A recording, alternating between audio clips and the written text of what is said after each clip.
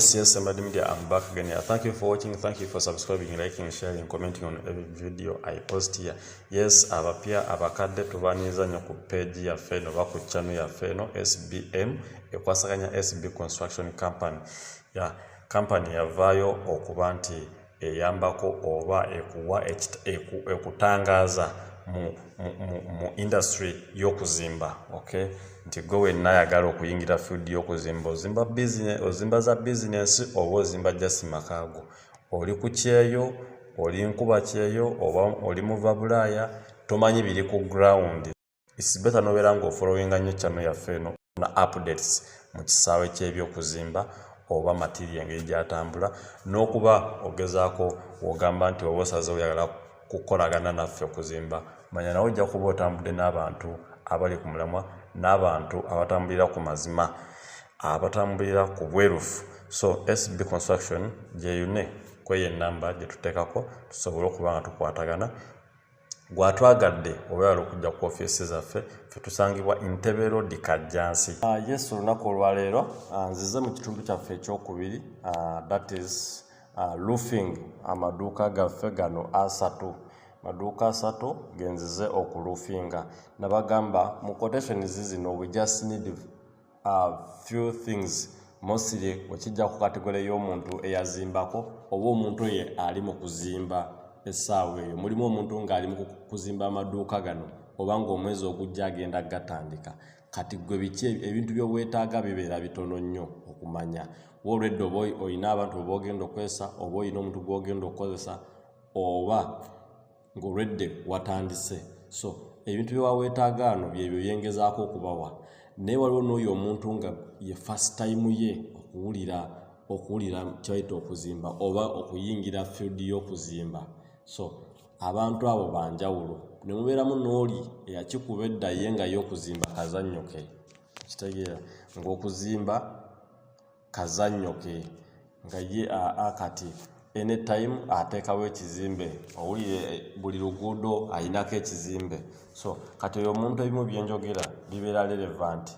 So ogenda okwesanga nga yeetaagamu ebintu bitono nnyo mu mboozi gyenjogera oba mu bintu mu waakono gwembawa. So ngezaako okulaba nti buli muntu mu favoring. So munnange tobeereeyo n'ogamba lwaki kino akitaddemu, lwaki kino takitaddeemu, lwaki nze yennyini yayambalidde bw'ati. Just because nze mba ndi mu favoring abantu bonna, kategole z'abantu basatu. Oyo atandika abadde talina kyamanyi, n'oyo ayinako kyamanyi, n'oli already nga yegwe ye business. So olunaku olwaleero nzize mu Part.2 tuloofinge. Kyolina okumanyaako wano kyokka bintu bitono byolina okumanyaako ku bantu abamu, nti wetaaga kumanya amabaati ameka okusinziira ku nnyumba eno byegenda okulya, amabaati ameka, okay, emiti emeka. So awo ku final naabuuza ennyumba eyo gikomerera etwala amabaati kumalako ssente mmeka, nti nagizimba ne ku makorporate naye kati neetaaga goloza, neetaaga ssente mmeka. So ekibuuzo kyo okukiddamu mba already ngenda kuba nga nkuddamu oba nga nkuzzeemu mu eno video at the end of the day.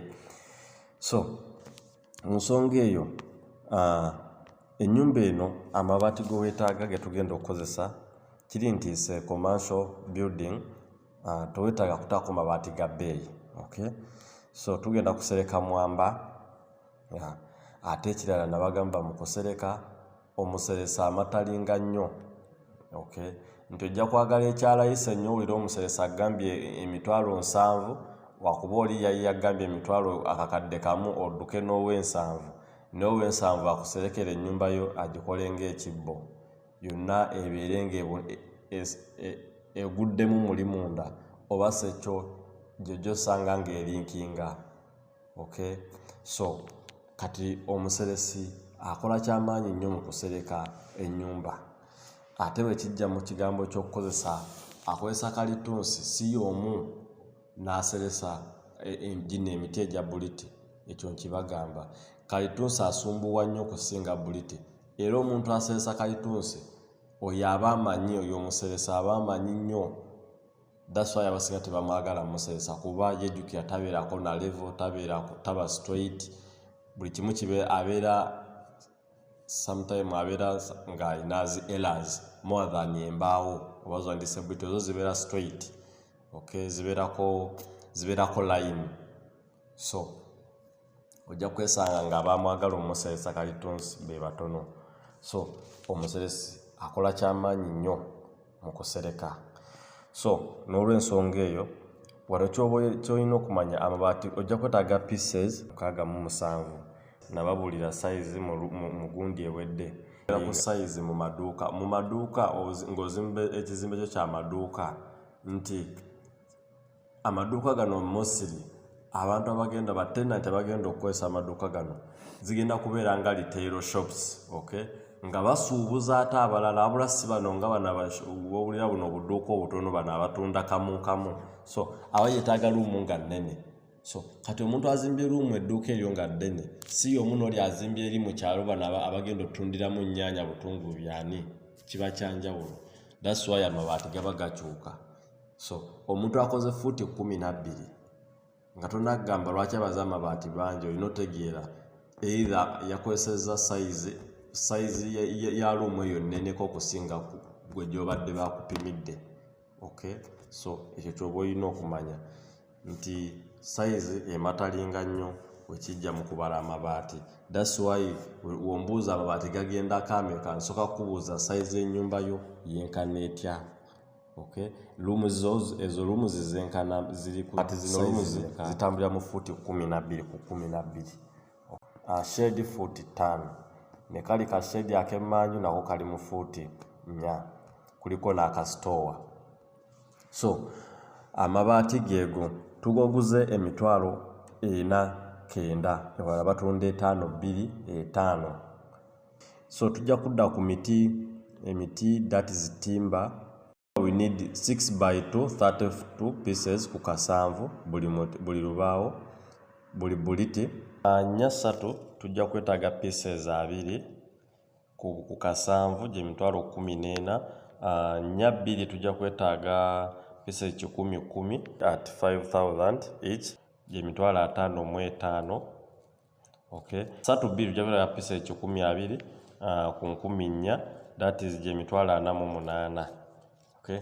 So kati ewantu wano ky'oba okwotingawo omuwendo gw'embaawo ze tugenda okukozesa, ky'oba okwotinga n'ebbeeyi mwe zitambulira, oli muntu aleme kulimba nnya 2 wa mutwalo gumu kitundu, okay.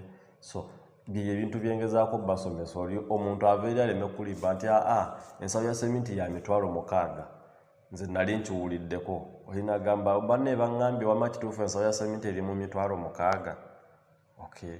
Bye ebintu byetugezaako okugyawo.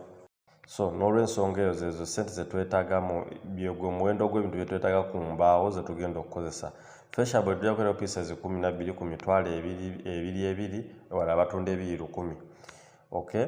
Wetudda ku misumaali yinchi 6 twetaaga kilo 15 ku 15, yinchi 5 kilo 15 ku 15, yinchi 4 kilo 2 ku 15, yinchi 3 kilo nazo 15 ku 15, yinchi 1 kitundu kilo 6 ku 6.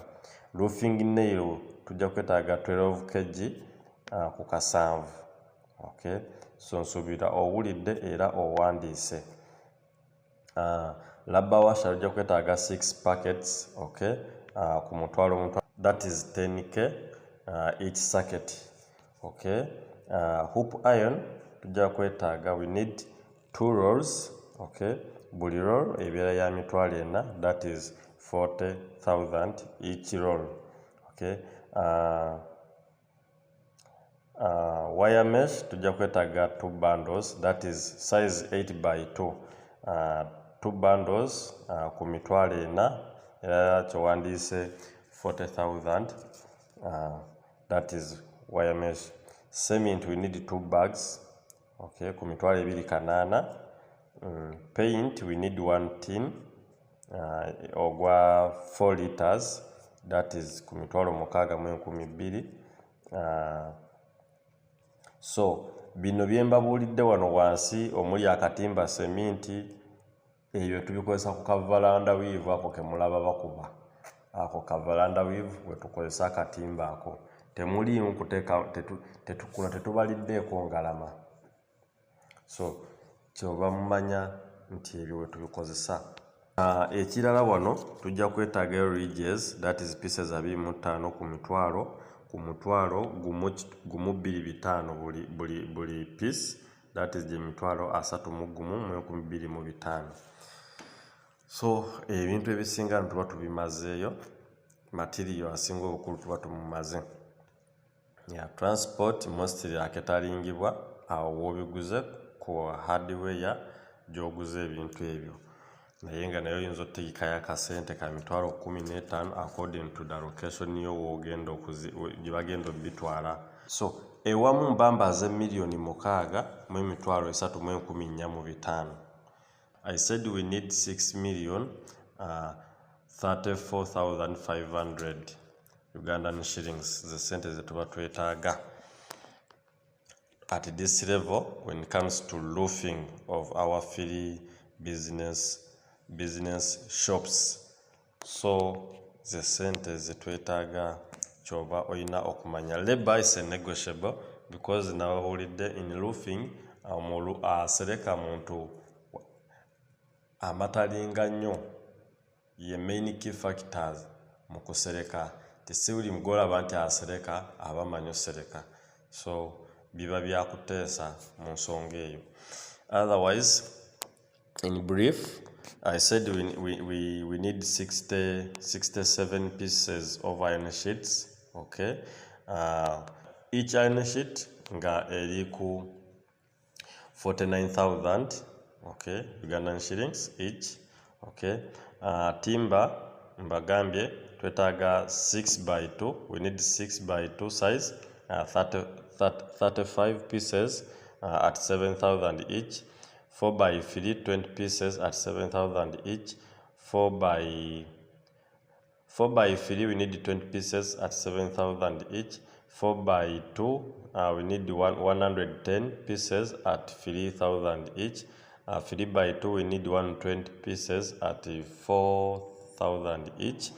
Fascia board we need 12 pieces at 20,000 each. Nails we need this size of 6 inches, 5 inches, 4 inches to 1.5 inch. Okay, that is of 6 inches we need 15 kg at 5,000 each. Of 5 inches we need 15 kg also at 5,000 each. 4 inches we need 20 kg at 5,000 each. 3 inches we need 15 kg at 5,000 each. 1.5 inch we need 6 kg at 6,000 each. Roofing nail we need 12 kg at 7,000 each.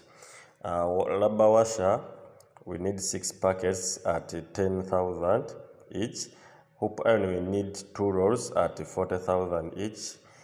Wire mesh we need 2 bundles at 40,000 each. Cement we need 2 bags. Paint we need 1 tin of 4 liters, which is 62,000.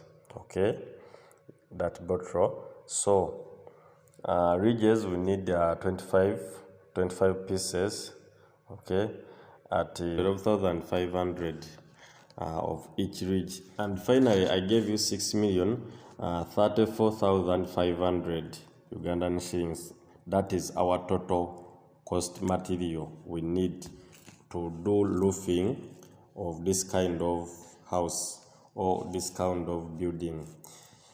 So that was in summary, or that is our BOQ. So n'olw'ensonga eyo nyongera bagamba nti ebintu bino byemba waasi ebyenkomeredde, ebintu bino bikyukakyuka according ku site yo. So nsigadde nga SBM, tubagala nnyo mwenna abeekuumirako. So musigale nga muwatchinga, nga musubscribinga, n'ebibuuzo byammwe tuba tubirinze. Mbagala nnyo. See you next time. Bye bye.